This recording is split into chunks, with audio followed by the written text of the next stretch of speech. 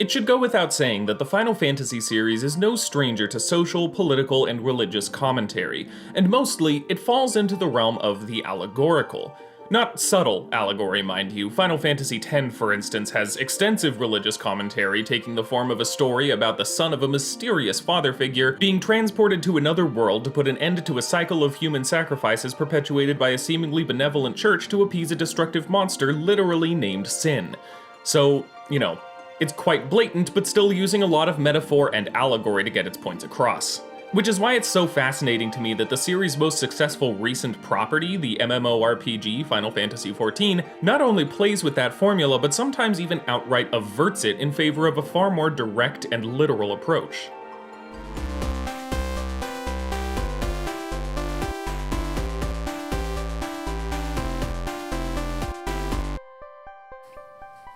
Hello, I'm the Game Professor, and welcome to Games as Lit 101. Final Fantasy XIV's gotten pretty popular.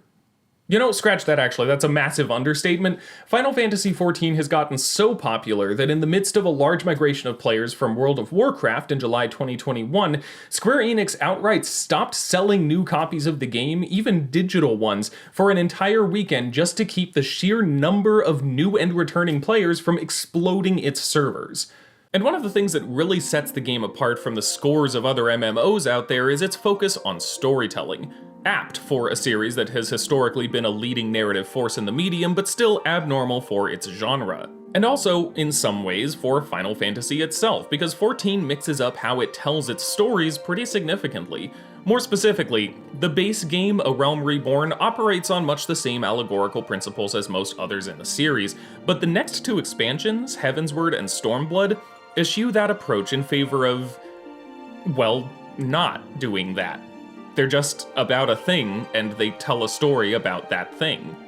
I'm gonna need to explain it better than that. Okay, let's just start by talking about A Realm Reborn. Oh, and spoilers, obviously, I'm gonna try and stick to, the basic shapes of the story more than getting into the details, but still, if you'd rather avoid that, then definitely try the game out for yourself. It is free to start playing, up through level 60 and including the award-winning expansion, Heavensward.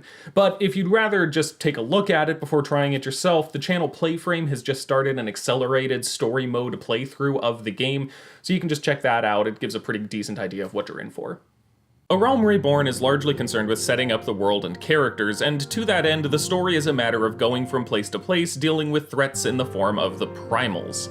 Primals are powerful beings summoned forth using massive amounts of ether. They're capable of irreversibly enslaving people to their will, they're usually hostile, and even if they're not, their very existence feeds off of the planet's life energy. So they're just all around dangerous, and it falls to the player and the other Scions of the Seventh Dawn to defeat them wherever they pop up. It's honestly a fairly typical RPG setup. There's a specific group of baddies, and we're gonna travel across the world to all these different and unique locations and save the day. It's fine, but there's a reason Heavensward is hailed as the point where the game's narrative ambitions really start paying off. But more relevant to our purposes is the way A Realm Reborn wraps its social commentary in allegory, much like most games in the series. The Primals aren't summoned by an evil cult bent on destroying the world or whatever, but by marginalized groups and tribes on the edges of Eorzean society in response to legitimate threats to their existence. And those threats don't come out of nowhere. Sometimes it's an invading force, sometimes it's a lack of food, sometimes it's simply a lack of direction or purpose. And just as often, those problems are caused by the very society the player is fighting for. The Primals aren't the problem, but a symptom of larger structural problems in Eorzean society, representative of the very same socioeconomic issues we face in our real world today. These struggles and their consequences are even manipulated and weaponized by the ruling class of an imperialistic nation for the furthering of its own power, which itself is a plenty familiar phenomenon in our own political landscape. It's a story about a band of heroes defeating magical monsters, but that story is used to talk about the very real effects of inequality, prejudice, and structural injustice that we see in our own world. That's not to say it's a particularly brilliant allegory. A Realm Reborn has plenty of weak spots when you really start digging into the details of its central metaphors, but nonetheless, it's all still there, even a little subversive, I'd argue, with how it plays with the whole increasing attacks from these group of monsters thing, but it's all very much in the vein of how Final Fantasy couches its social commentary in all of these fantasy allegorical elements. Which is why it's so interesting, to me at least, that the first expansion, Heavensward, swings so far in a different direction. It's not a particularly sudden change. Final Fantasy XIV releases patches between expansions that further the main story by tying up loose ends from the previous arc and setting up elements for the next, and the patch content following A Realm Reborn enacts a shift from this allegorical storytelling to a far more direct approach. It's largely, explicitly about politics, how the Scions are to interact with the Eorzean Alliance, how to address a refugee crisis in a city that already has extreme wealth inequality, how to shift from monarchy to democracy despite the interests of the moneyed classes being very much against that change. And it all culminates in an hour-long marathon of world-shattering cutscenes that all but say straight to the camera that the real enemy of this epic fantasy RPG is pretty much capitalism. But then we move into Heavensward proper, and far from using its fantasy elements allegorically, it's pretty much just a straightforward and meticulously detailed story about a theocracy. Where A Realm Reborn was often meandering in its direction and structure, Heavensward is far more direct, even despite the requisite RPG filler arcs, and makes use of its extensive runtime to craft a living image of a nation ruled by religious fervor, characterized by a vast separation between the devout ruling class and the frustrated underclass, and underpinned by a series of historical lies and propaganda to maintain a sense of national exceptionalism and motivate its people to throw their lives away in an unjust war that serves no purpose but to perpetuate the current social order.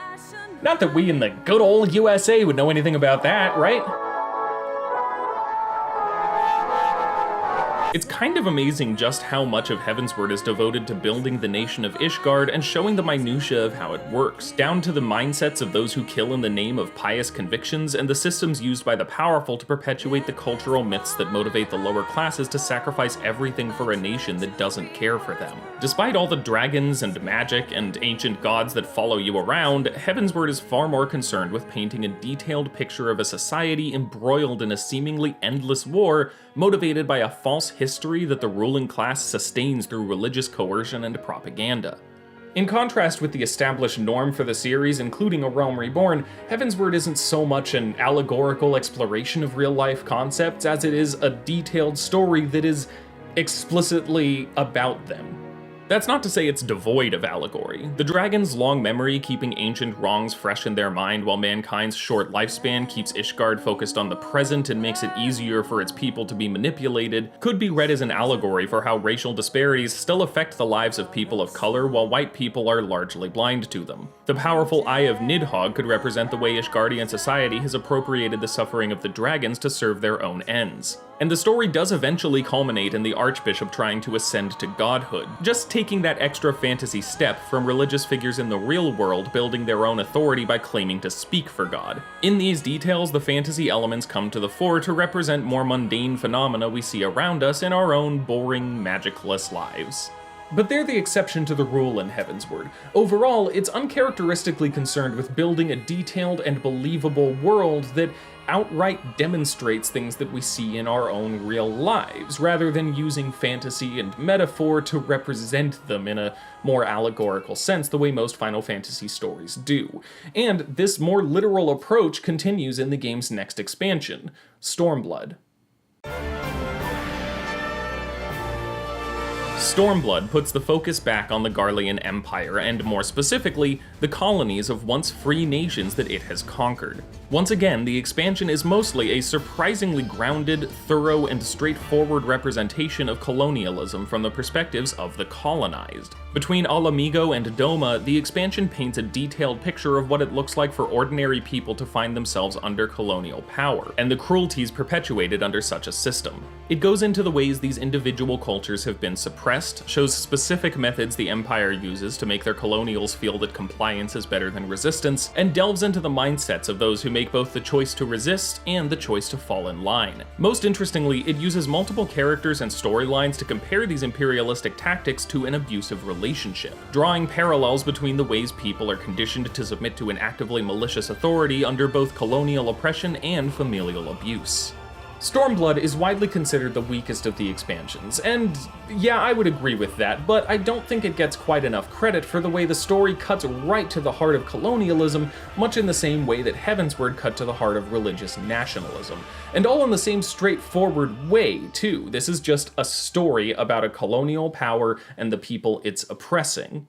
But when we come to Shadowbringers, Final Fantasy XIV's third expansion strikes an effective balance between these two approaches. It boasts the return to allegorical storytelling, subverting the whole warrior of light concept by depicting a world where darkness was so thoroughly defeated that an apocalypse of light nearly ended everything. It even harkens back to the effective, if blunt, allegory of Final Fantasy X by referring to monsters of the light as sin eaters and presenting them as a ravenous force that infects and erases people's individuality. Shadowbringers has a lot going on, with themes ranging from grief to inequality to the very nature of personhood, and it's a good deal more complex in its allegorical elements than a Realm Reborn. But this allegory is also entwined with the more straightforward approach of previous expansions. This is most easily seen in Yulemore. Yulemore is a highly stratified utopia where the rich have all their needs taken care of, while the poor are either kept entirely separate and fed table scraps, or, if they're lucky, allowed into the city to become bonded servants at the whims of the Yulemorean upper class. An upper class which is so out of touch with the realities of life that they simply don't care about the suffering outside of Yulemore or even what befalls their own servants within it. It is, to quote Alphino, "This paradise built upon the bones of the poor." Clearly, Shadowbringers doesn't have a shred of metaphor obscuring its criticism of class stratification.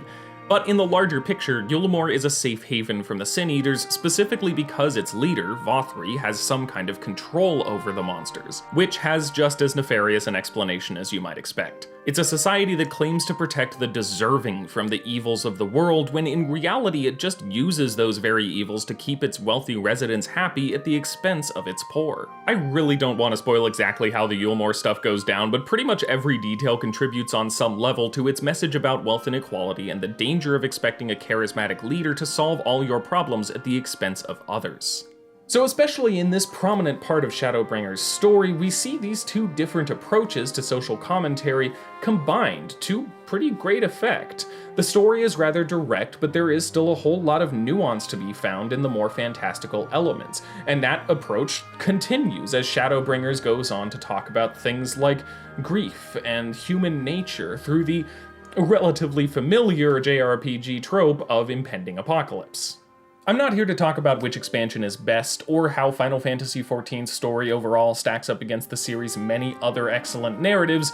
For that matter, I'm also definitely not here to give the game a full literary analysis, because that would be as colossal an undertaking as I could possibly imagine.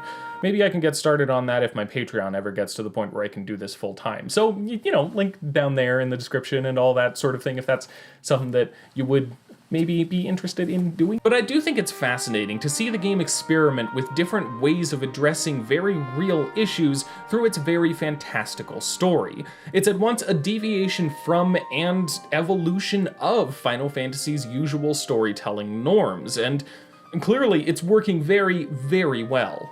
And I want to clarify, I'm not saying that this more direct and literal approach is better than the allegorical one. Especially in science fiction and fantasy stories, allegory and metaphor can be a very effective way of communicating ideas by putting them in different contexts and framing them in ways that make their significance more apparent in this fictional setting than it may necessarily be in all the complications of our real-world existence. I'm not so much praising Final Fantasy XIV for fixing a problem, as I am examining the way that it's shaking things up, and admiring the way it's doing so as effectively as it is.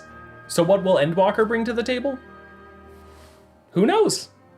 The Shadowbringers patches built on the story's ideas about grief, loss, and the motivating power of hope, and seemed to set up for a new generation of Ascians who have all the power of their station but no direct connection to the organization's original goals. So I'm excited to see how it approaches this idea of great power completely untethered from purpose. But I'll leave the speculation to you, at least for the little amount of time we have between when this video goes up and when Endwalker goes live. In any case, whatever comes next, I'm really looking forward to seeing how Final Fantasy XIV will continue to expand the ways that the series speaks truth through their magical worlds of dragons and chocobos and cute bunny boys.